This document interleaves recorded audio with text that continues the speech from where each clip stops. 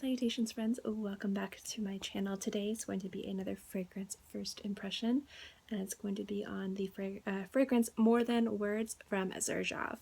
Now I'm really excited to try this out. I've heard amazing things, but it's very similar to Rose d'Araby from Armani Privé. You guys know it's one of my top 5 fragrances ever. So I'm really super duper excited to try this. So let's go.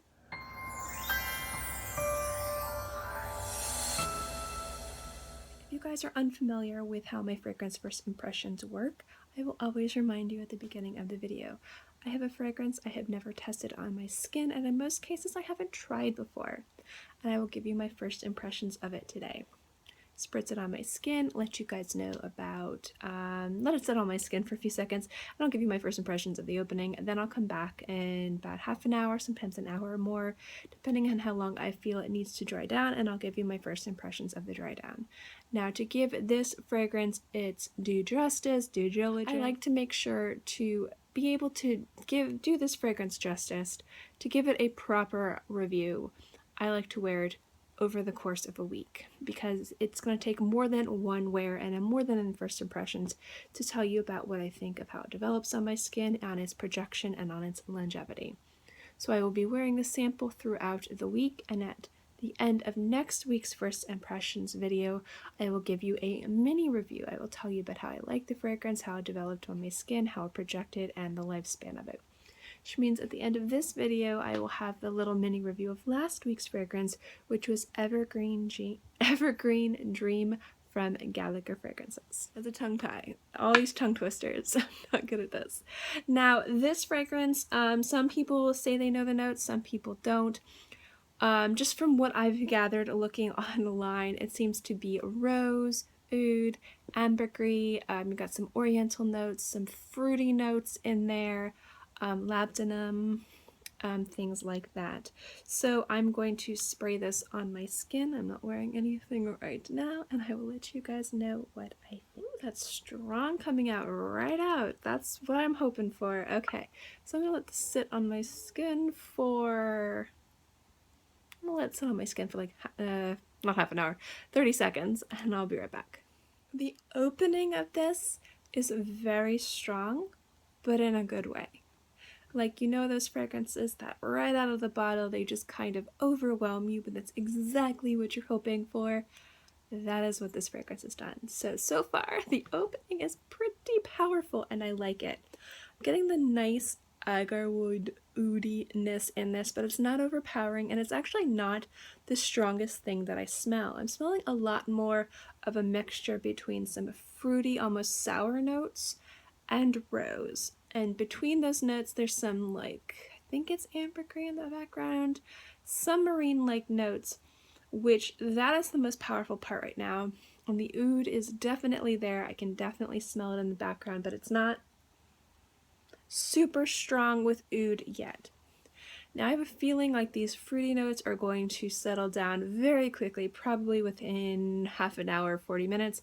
A lot of times what I've noticed whenever there's fruity notes in an oud rose combination, they don't last too long. So I'm actually going to give this about 45 minutes to an hour, and then I will let you guys know what I think of the dry down. So I will be right back. Well, okay, yeah. I've had this on my skin for, honestly, I don't know why I smelled my wrist to figure out the time. I've had this on my skin for probably just over 45 minutes. I'm doing some work on the computer, editing some videos, things like that. And it's very strong, which is very, very good. And I do have a pretty good idea of what I think first impression wise of this fragrance. Now, it is a beautiful fragrance, so I like it a lot. It's just as powerful as I was hoping it was going to be. And it does remind me a lot of Rose d'Araby, and that's kind of why I was excited to try this. That is one of my all-time favorite fragrances. Again, it's in my top 5. So any fragrance that is similar, or people sometimes think are better, or is on par with that, I'm really super duper excited to try it. But I also don't want it to be an exact dupe or too similar, because I just have Rose d'Araby. There would be no reason for me to even consider getting something else, because that's already perfect enough. So the note that I was really excited in this was when I heard a lot of people saying it had some like fruity notes to it. To me, Rose d'Araby is rose and the oud, and it's a little bit drier, almost like a dried rose type of fragrance, which I love with the oud. It's really, really beautiful, really luxurious, really powerful. I love it. What I'm getting in here is most definitely the strongest note I can pick out over the rose, over the oud, is this unrelenting, unapologetic, sour note from the fruit. And I feel like that is what I wanted from this fragrance. Because if it was too similar to Rose d'Araby, or if it was just another rose oud combination and there wasn't anything that was screaming louder than that, there wouldn't be anything special about that. And what I like about this fragrance is its thickness. What I'm enjoying about this fragrance is the fact that it is so loud, is the fact that it is positively screaming on my skin. But I'm not getting the rose or the oud as the most powerful note. I'm getting this like sour, almost separate wood, almost like a cedar wood or a sandalwood mixed with this really pronounced sour fruit note. And I am really enjoying that. It's adding something that's cutting through the oud and the rose and that syrupy sweetness that you get when you have a lot of combinations like that, without like a patchouli, without a musk, without an incense. And it's actually giving it this really kind of, not acidic, but like if you were to make it as a sound, it'd be like a clang. And I feel like this fragrance having that note in there and having that presence of this kind of like sour fruit note, I think is really taking this and making it something completely different than a lot of the other oud rose combinations I've tried, and making it stand apart and be really special. Now, do I like this as much as Rose d'Araby? I don't know if I do. I'm definitely going to have to wear this more because Rose d'Araby is a top 5 for me. So me saying that I don't like this as much doesn't mean that this wouldn't be like a top 10 or top 20. In fact, I'm really enjoying this fragrance. I just know that to really appreciate the nuances and kind of really discover the other notes in this fragrance, I do want to wear it more. But I am really enjoying the fact that although this is a predominantly rose oud fragrance, this is one of the first rose oud fragrances that has a note that is louder than both the rose and the oud, but is playing a kind of a different, interesting melody, and not so much working with the rose and the oud, but working against the rose and the oud, but in a very positive way. It's kind of like a yin and yang. So I'm really excited to wear this more. I'm really enjoying it. I've been enjoying it as I've been working and editing, so it's been really exciting to wear. I always like trying out new things, so this is very exciting. Also, this was sent to me, one of you guys, and I don't like mentioning names, but one of you guys like contacted me and sent me like over 30 decants of all of these fragrances. You know who you are. Thank you so much. I'm going to be excited to really test and explore them all. So that was very generous of you. Thank you. This was sent to me from one of you guys, so thank you. And I'm really excited to wear this more. So currently I am absolutely loving it. I do like the kind of conflicting notes of sour fruit. And those are the notes I'm picking up the most. I know that there's a lot more going on in this, which is why I kind of want to wear it more. And next week's video will probably be more in depth. But I'm really enjoying the sour fruit notes that are kind of like competing and battling with the rose and oud, but it's like a really nice like battle. Like it's really enjoyable to wear. And I like how it's not like a melody. I like how it's just kind of like a clash and a bang, but it's working in unison and in harmony, but not in harmony. It's hard to explain, but it's really good, and I'm really enjoying it. So yeah, I'm definitely going to love wearing this more. I will let you guys know how it projects and how long it lasts, but let me just tell you right now, this is already, I can tell you, a very loud fragrance.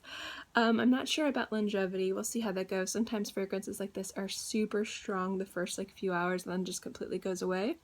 So that's kind of like what I'm going to be testing more, is the longevity and how it develops on my skin. but I think I can honestly say right now this is a very well projecting fragrance. So anyway, yeah, that's my thoughts of More Than Words from Xerjoff currently, and next week I'll let you know my well, not my final thoughts, but more of a mini review on what I think of it. Alright, with that being said, let's talk about last week's fragrance. Last week's fragrance was from Gallagher Fragrances, and it was Evergreen Dream. Now, if you guys remember that video, kind of like this fragrance, there was a certain hope for that fragrance. I was hoping it was going to smell a certain way, and it did. With that fragrance, with the name, with the notes, I really wanted something green and sappy and bitter and strong, and that's what that fragrance had for me. It was sappy and green and resinous, and it was really, really beautiful. And I'm happy to say that it stayed that way on my skin. It was quite a linear fragrance, but I thought that the opening of it and that kind of like resinous dark green, if dark green would have a smell, it would be this fragrance, which is why I think Evergreen Dream is a perfect name for it. It was an absolutely beautiful fragrance. It's definitely got that walking through a forest when it's cold mentality. It was green and it was sharp and it was unapologetic, but there's something really wearable and really quite refreshing about it too. Not refreshing like a mint, not refreshing like a citrus. It's just something about it that just kind of awakened the senses, but was also really comforting as well. I have to tell you guys, I absolutely loved it. I will be getting a bottle of that. I kind of have to go through my collection since I'm running out of room, or I'm running out of room, until I sell a few more bottles. I'm really not going to be adding a lot more to my collection because last month's haul was kind of big. So I don't know when I'm going to be getting a bottle of that, but I will be getting a bottle of it soon because it was absolutely everything I would have looked for a fragrance like that.